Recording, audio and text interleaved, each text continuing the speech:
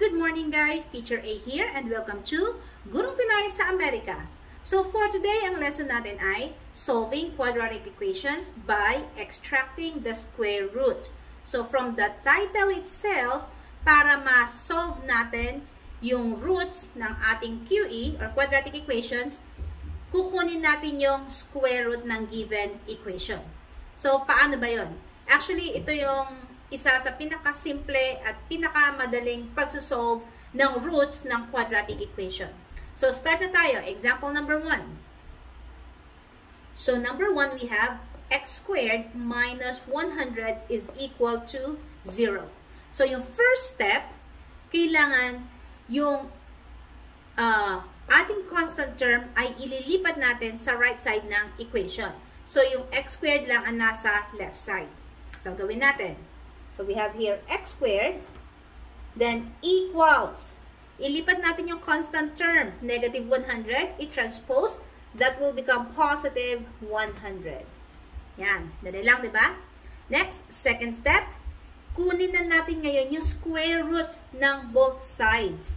So, we have here x squared, kunin ang square root, and then on the other side naman, we have 100, kunin din yung square root. So, kung ano ginawa sa left side, gagawin sa right side para ma-maintain yung balance ng equation. So, sa left side, makakancel out yung exponent at saka yung radical sign. Bakit? Kasi, x squared siya. Kung naalala nyo sa lesson about radicals, kapag square root, that means yun ay fractional exponent. So, x squared, and then meron siyang fractional exponent na 1/2. Pag sinolve natin ng exponents nila, solve natin yung taas sa taas, multiply, 2 times 2 times 1 ay 2, over 1 times 2 ay 2, 2 divided by 2 is 1. So, therefore, ang magiging exponent ni x ay 1 na lang. And kapag 1 ang exponent, hindi na siya sinusulat. Okay? So, magiging x na lang to. Equals square root of 100. Ano yung integer na kapag minultiply sa sarili? 100 ang lalabas. Okay, so that's positive 10.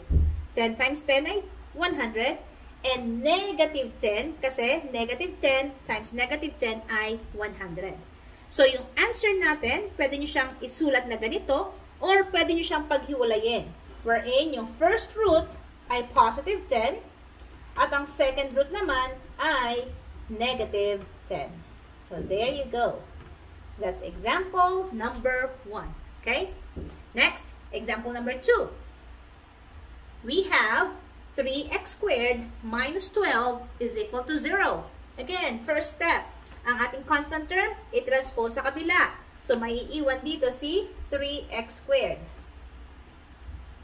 Equals, negative 12, ilipat, magiging positive 12. Next step. We are solving for x, di ba? So, therefore, kailangan mawala si 3, kailangan mawala yung exponent. So, alisin muna natin si 3 by dividing both sides by 3 para ma-cancel out siya. Bakit ulit? 3 divided by 3 is 1. 1 times x squared, hindi naman sinusulat na 1x squared. X squared lang siya. X squared. Then, equals 12 divided by 3 is 4.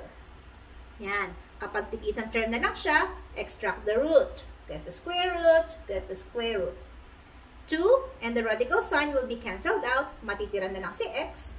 Equals, kunin ng square root ni 4. So, that's positive, negative 2.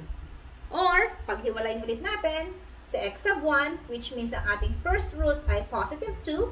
Si x sub 2, which is ang ating second root ay si negative 2. There you go. Okay? Ganun lang kasimple. Next, number 3. Okay, number 3, we have 4x squared minus 81 is equal to 0. Again, first step, ilipat ang ating constant term na negative 81 sa kabila. So, we have here 4x squared equals negative 81 transpose, that will become positive 81. There. And then after that, meron na naman kasama si x squared. Kailangan mawala siya by dividing. So, divide natin. This will be canceled out. Matitira ulit si x squared is equal to, pwede bang i-divide si 81 by 4? Hindi. So, therefore, kopyahin lang natin siya. 81 over 4. Pero kung mapapansin nyo, si 81 at saka si 4, mga perfect squares sila. Ibig sabihin, makukuha yung square root nilang dalawa. So, yun ang next step natin. Get the square root. Square root. So, we have here, cancel this out. Matitira si x equals positive, negative. Anong square root ni 81? Ano yung integer na kapag may multiply sa sarili? 81 ang lalabas. So, that's 9. Over, what about si 4? So, that's 2. So, therefore, we have positive, negative, 9 halves. So, pwede uling paghiwalayin. Sa x sub 1, yung ating first root ay yung positive. So, positive 9 halves. And then, sa x sub 2, yung negative. So, we have negative 9 halves. So, therefore, ito yung roots sa ating example number 3. Okay? Last example, diba? Ang bilis. X plus 6 quantity squared is equal to 25. So, paano yan? Malilipat ba natin si 6 agad doon sa kabila? No, hindi pwede kasi nasa loob siya ng parenthesis, kasama siya ni x. So, in this case, aalisin muna natin yung exponent nila. So, we have here x plus 6, quantity squared, kunin natin yung root. So, again, kung ano ginawa sa left side, yun din ang gagawin sa right side para ma-maintain yung balance ng equation. So, makakancel ngayon yung exponent, makakancel yung radical sign, matitira yung nasa loob, which is x plus 6, and then equals positive, negative. Anong square root ng 25? So, that's 5. There. And then, this time, pwede na nating ilipat si 6 sa kabila. So, we have x equals positive 6 transpose, that will become negative 6, and then plus minus 5.